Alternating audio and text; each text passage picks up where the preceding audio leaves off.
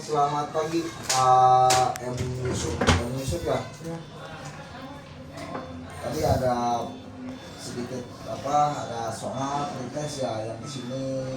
Yang pertama adalah tujuan dari defensive rating, terkecuali berarti yang tidak termasuk ya, yang tidak termasuk. Oke, saya jelaskan dulu beberapa materi, nanti isi kembali ya.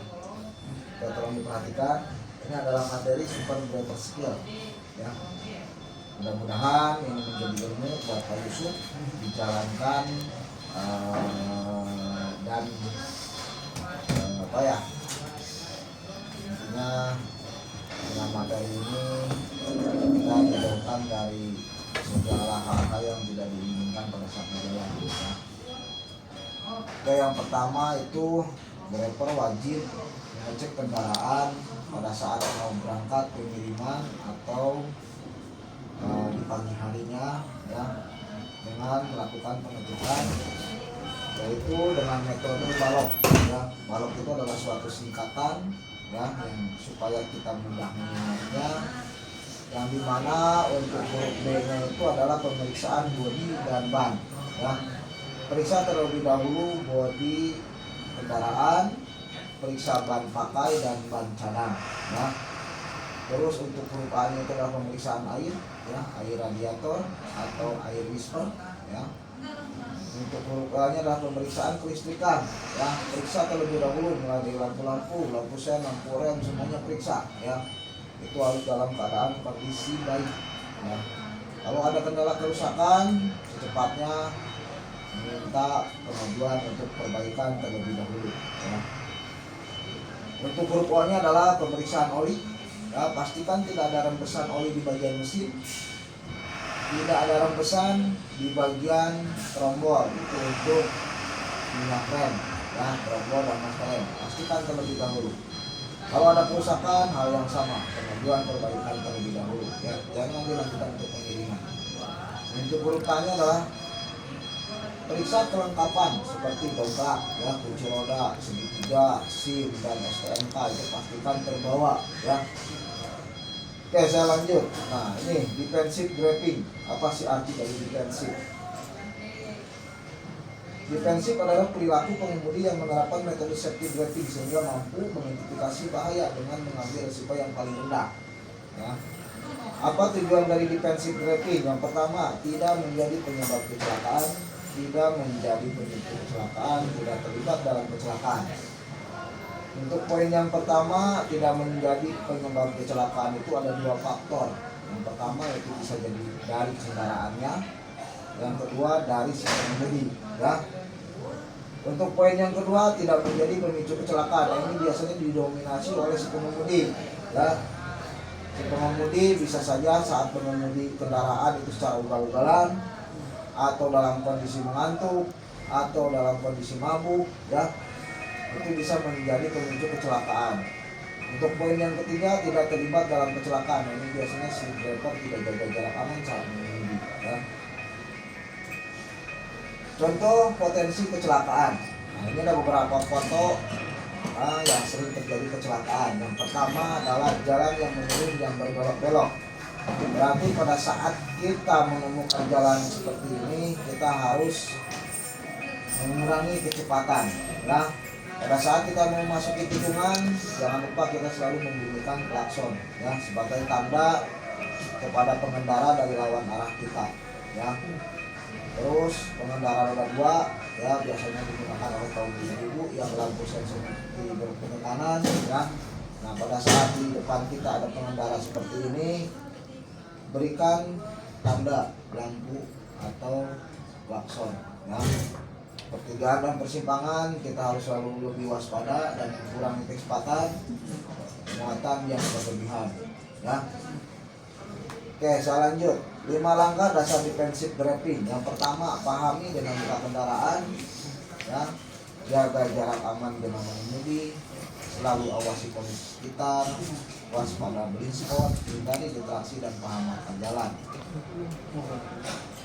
Arti dari dinamika kendaraan, saya akan terangkan dan fungsinya ya.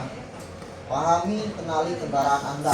Berarti sebelum Bapak melakukan pengiriman, Bapak harus Mengetahui panjangnya kendaraan, mulai panjang, lebar, tinggi, kontainer, bobot sampai jarak sumbu muatan, ya, atau jarak sumbu roda, itu wajib dipahami dulu. Ini tujuannya, fungsinya apabila Bapak mengendarai kendaraan pada saat ada penutupan jalan atau harus mengambil jalan alternatif, apakah bisa dilalui dengan kendaraan yang Bapak kemudikan atau tidak. Ini yang pertama. Yang kedua, pada saat kita mau mendahului kendaraan lain, ya, ini tujuannya seperti ini. Jaga jarak aman guna mengemudi. Nah, di sini diterapkan dengan menggunakan metode waktu, ya, metode waktu 1001, 1002, 1003, 1004 diterapkan pada kendaraan truk dalam kondisi malam hari tambahkan 1 detik. Pada saat kondisi hujan berarti ditambahkan 2 detik. Cara penggunaannya tahu tidak? Nah, jadi cara penggunaan metode ini saya kasih ilustrasi, ya. Saya kasih ilustrasi.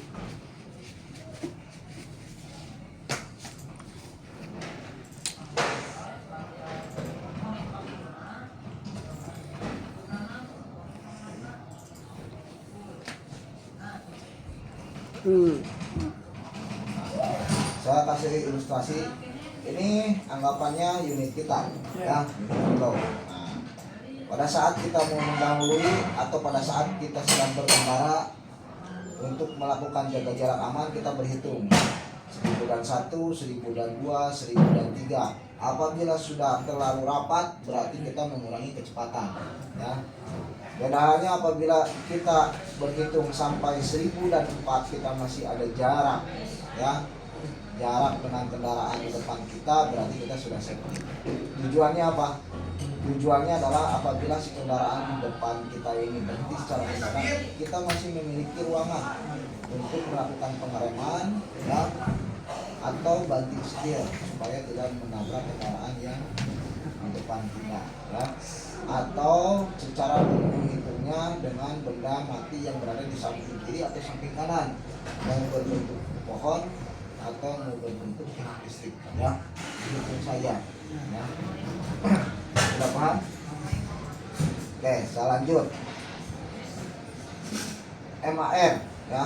MAR itu adalah rumus. Yang pertama adalah melihat, menganalisa reaksi.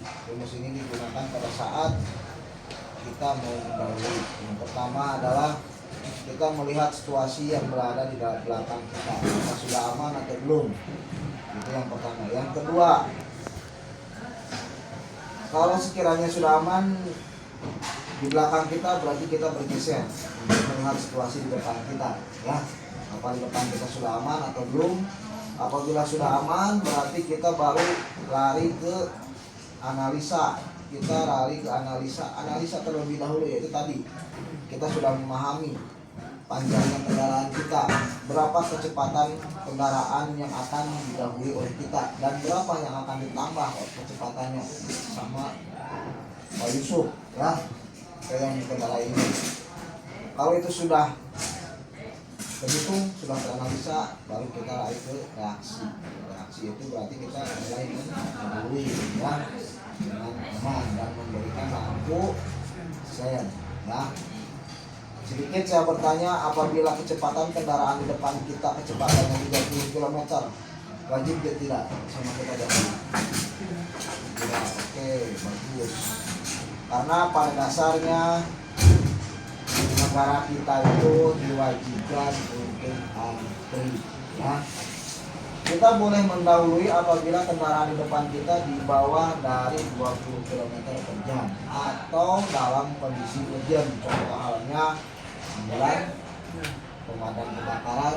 Nah, kalau kita wajib untuk antri, ya. Oke, saya lanjut. Awasi kondisi sekitar. Nah, ini fungsinya pada saat kita mau memasuki zona-zona rawan kecelakaan, zona-zona rawan banjir, zona-zona rawan longsor, ya, atau zona area sekolah.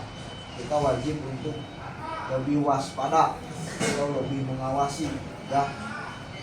Pengguna kendaraan harus mengarahkan pandangan jauh ke depan supaya bisa mengkalkulasikan kecepatan dan jarak aman. Pandangan jauh pun bisa membuat kita memetakan kondisi jalan yang dihadapi, sehingga kita menjadi lebih antisipasi ya. Pada saat kondisi macet ya, kita jangan sampai lengah ya. Waspada blind spot, tadi untuk pertanyaan yang betul, blind spot itu adalah titik di mana kendaraan sendiri dan kendaraan lain tidak terpantau oleh kaca spion. Kenapa kita diwajibkan untuk mengecek 5-8 detik sekali? Itu biasanya ada kendaraan roda 2 yang mendahului kita dari samping kiri. Itu tujuannya. Nah, hindari detraksi dan selamatkan jalan. Nah, detraksi itu adalah bentuk suatu gangguan kepada driver saat mengemudi ya. Detraksi bisa berbentuk menggunakan telepon genggam, makan dan minum, mengobrol, mengambil saluran mobil, mengecek peta sampai mengantuk atau mabuk ya. Bukan cuma demi keamanan, tapi ini juga bakal meningkatkan efisiensi bahan bakar ya. Nah, detraksi ini ada 3. Yang pertama adalah detraksi atau gangguan visual. Gangguan visual itu adalah pada saat driver mengecek peta atau bermain handphone ya. Detraksi manual yaitu pada saat si driver itu melakukan aktivitas seperti minum ya, merokok. Manual. Ada lagi detraksi atau gangguan pikiran. Gangguan pikiran itu pada saat si driver sebelum berangkat ke rumah, sebelum berangkat bekerja, si driver memiliki suatu tekanan ya. Contohnya orang tuanya atau sakit ya. Itu contohnya seperti jadi pikiran, itu gangguan pikiran ya. Tips saat menyalip kendaraan ya, pastikan di jalur yang tepat, jaga jarak aman, lihat atas spion, beri tanda lampu sen, jangan menyalip di tanjakan atau di tikungan ya. Jadi sudah benar cara memegang kemudi ya. Dan pada saat kita berhenti, kita pastikan menarik handbrake ya, dan dibantu dengan gigi ya. Tips saat turunan, utamakan terlebih dahulu kendaraan yang sedang menanjak, menempatkan posisi gigi yang lebih rendah, menahan laju kendaraan pada jalan menurun sebagai prinsip penggunaan gigi. Namun perpindahan gigi jangan dilakukan pada saat menurun atau menanjak, tetapi dilakukan pada saat di bukit. Nah, berarti pada saat kita menanjak itu, pada saat kita mengoper gigi bukan dari bawah, tetapi pada saat kendaraan tersebut sudah di tengah-tengah baru kita. Ya. Saat turunan atau membawa muatan, gunakan gigi yang sesuai kecepatan dan dibantu dengan SSB. Jangan terlalu menginjak rem supaya rem tidak panas dan terjadi efek terblok atau geblong ya. Sakral, peduli, pelopor N ya. Ini wajib dipahami, dijiwai dan dijaga nama baiknya. Niat berdoa berupaya secara konsisten, komitmen ya, mengemudi dengan secara aman, karena keselamatan adalah harga diri yang paling utama ya. Teladan bagi orang banyak serta menjadi kebanggaan keluarga, pimpinan, perusahaan, masyarakat, bangsa dan negara. Itu dengan cara kita bekerja ya. Kalau untuk perusahaan itu kan cara kita bekerja, ikuti aturan perusahaan kan. Kalau untuk kebanggaan keluarga ya kita ada hasil gaji ya, kita memberikan kepada orang tua ya, seperti itu ya. Selesai. Nah, ini bisa selesai semua kalau kita tidak hati-hati ya, mulai kehilangan nyawa, cacat, hilangnya rezeki. Jadi hati-hati saat mengemudi. Dan kami di sini ada aturan, si driver tidak boleh melanggar aturan yang sudah ditentukan. Contoh halnya driver tidak boleh melaju dengan kecepatan melebihi dari 60 km per jam. Apabila melebihi dari 60 km per jam, maka si driver tersebut akan dikeluarkan ya. Terus pada saat driver saat mengemudi tidak boleh bermain handphone ya. Apabila kedapatan si driver mengemudi bermain handphone, berarti si driver sudah melanggar pasal. Ini sudah masuk pasal ya, pasal aturan lalu lintas, dan dari sini pun manajemen akan dikeluarkan sebenarnya tersebut ya. Sampai di sini sudah paham? Oke, tolong dijalankan ya. Terutama safety di awal. Kita safety di awal ini aja dulu. Metode balok jalankan ini safety buat Pak Yusuf ya. Oke, terima kasih.